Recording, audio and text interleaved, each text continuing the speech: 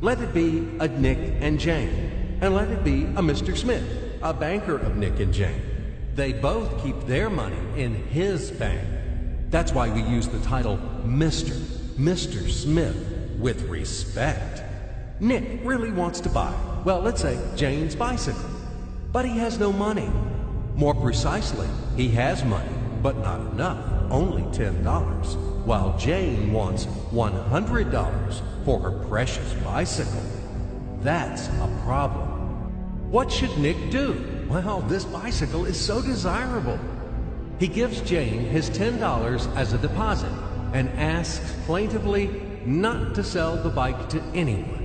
He says that he will bring the rest of the money soon. At the same time, he runs to his bank, to the respected Mr. Smith, to get a loan for the missing $90.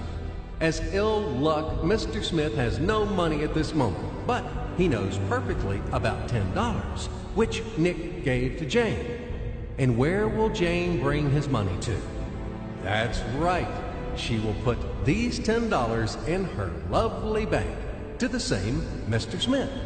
Therefore, Mr. Smith asks Nick to come back tomorrow in the hope that tomorrow he will get these $10. And everything happens this way. The next day, Jane brings $10 to the bank. The bank provides Nick these $10 on credit. Nick immediately gives them to Jane. She again puts them in a bank.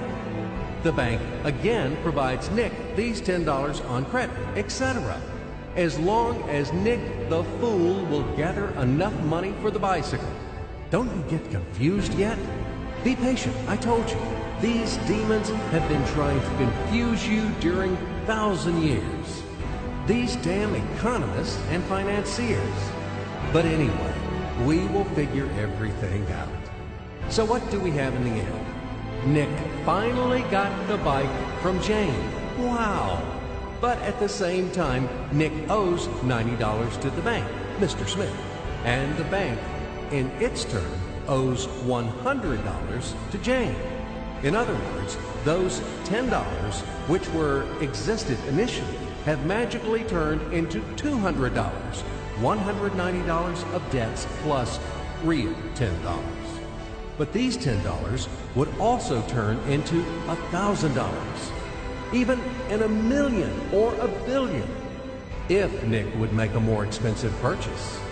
In this case, our $10 would make the increasing number of its cycles, circuits from hands to hands. That's it. So, what happens in today's world? SOS! It appears that banks also make money out of thin air and multiply them. Not only Fed can produce money, but banks either. In short, everybody can do this, except you and me. We are not in the business at this celebration of life. I would like to print or draw some money as well. In fact, these banks multiply money without any control. And we're still wondering why the banker lives better. What are naive fools are we? Now it is clear why. The one who produces the money, of course, lives better.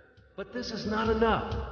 From this moment, poor Nick will never be able to repay his debts owed to the bank, no matter how hard he would work.